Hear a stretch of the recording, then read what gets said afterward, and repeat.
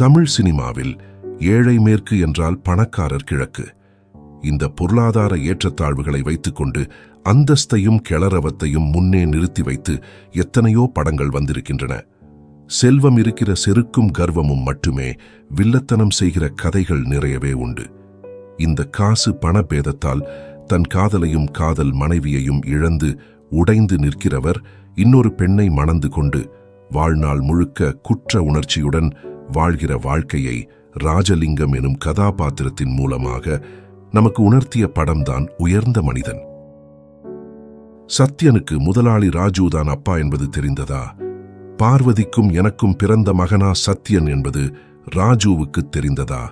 கணவருக்கு ஏற்கனவே திருமணமாகி அவள் இறந்துவிட்ட விஷயத்தையும் அவர்களுக்கு பிறந்தவனே இந்த சத்யன் என்பதையும் விமலா அறிந்து கொண்டாளா என்பதை விவரித்ததுதான் உயர்ந்த மனிதன் கதை. கதையை இப்படி 3-4 பாராவுக்குள் சொல்லிவிட்டாலும் படத்தின் தாக்கம் நம் மூளையில் நினைவிருக்கும் வரை அப்படியே பதிந்திருக்கும். ஒவ்வொரு காட்சிகளும் உணர்வு பூர்வமாகவும் உணர்ச்சி பூர்வமாகவும் செதுக்கப்பட்டிருக்கும். முதல் காட்சியிலேயே தன் அப்பா எவ்வளவு அதிகார போதை மிக்கவர், பண மிதப்பு கொண்டு அதை பார்த்துவிட்டு அப்பாவை எதிர்க்க திராணி இல்லாத கயிறு நிலையில் காரில் ஏறுவார் மகன். அசோகனும் ஏறிக்கொள்வார். பால்ய நண்பன் மேஜர் சுந்தர்ராஜன் சிவாஜி வீட்டில் வேலை செய்பவர் அல்லவா? அவர்தான் காரோட்டி. அப்போது அப்பாவை பற்றி புலம்பிக் கொண்டே பிளடி ஃபூல் என்று பிளடிக்கு ஒரு அழுத்தம் கொடுத்து சொல்லியபடி விரக்தியுடன் சிகரெட்டை பற்ற வைப்பார். அசோகனுக்கு தருவார், மேஜருக்கும் தருவார். வேணாம் முதலாளி என்பார் மேஜர். டேய், வீட்டில் இருக்கிற வரைக்கும் தான் இந்த முதலாளி தொழிலாளி எல்லாம். வெளியே வந்துட்டா நாம நண்பர்கள் தான். சிகரெட்டை எடுடாரின்னு தோழமையும் செல்ல கோபமும் கலந்து சிவாஜி சொல்வார். நமக்கு கண்கள் கலங்கிவிடும். சிவாஜியின் உடல் ஆரோக்கியத்தை காரணம் காட்டி உப்பு சுரைப்பில்லாத உணவாகச் சமைத்து அனுப்புவார் ஜானகி. அதை வேண்டா வெறுப்பாக சாப்பிடுவார் சிவாஜி. காதலியாக வந்து சிவாஜியின் மனதில் இடம் பிடிக்கும் வாணிஸ்ரீ தன் நடிப்பால் அசத்தியிருப்பார். அவர் சிவாஜிக்காக தயாரித்துக் கொடுத்த ஸ்வெட்டர் படத்தில் வரும்போதெல்லாம் நம் கண்ணுக்கு முன்னேயும் மனசுக்குள்ளேயும் பார்வதியாகவே வந்து செல்வார் வாணிஸ்ரீ. சிவாஜியின் பால்ய நண்பனாக மேஜர் சுந்தர்ராஜனும் பின்னர் நண்பராகும் டாக்டரான அசோகனும் இருதரப்பட்ட நட்பை மிக அழகாக வெளிப்படுத்தியிருப்பார்கள். மேஜர் சுந்தர்ராஜனின் நட்பில் அந்யோன்யம் கலந்த அடக்கம் இருக்கும். அசோகனின் நட்பில் நெருக்கத்துடன் கூடிய அலட்டல் இருக்கும். இருவருமே அசத்தி இருப்பார்கள்.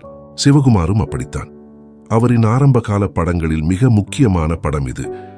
சத்யன் என்ற கதாபாத்திரமாகவே வாழ்ந்திருப்பார். அப்பா என்றே தெரியாமல் சிவாஜியை அவர் ரசித்தும் மதித்தும் பார்ப்பது அழகு. கோட்டும் சூட்டும் போட்டுக்கொண்டு சிவாஜி நடித்த படங்கள் ஏராளம்.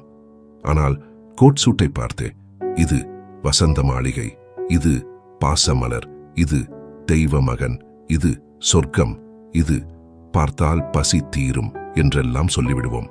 இந்த படத்தில் அவர் கோட் சூட் அணிந்திருப்பதும் கொள்ளை அழகு. கிருஷ்ணன் பஞ்சு இயக்கினார்கள். மெல்லிசை மன்னர் M.S. விஸ்வநாதன் இசையமைக்க கவிஞர் வாலி எல்லா பாடல்களையும் எழுதினார். எல்லா பாடல்களும் ஹிட்டடித்தன. படமும் பெரிய அளவில் பேசப்பட்டது. சிறந்த தயாரிப்பு, இயக்கம், பாடகி என பல விருதுகளை வென்றது உயர்ந்த மனிதன்.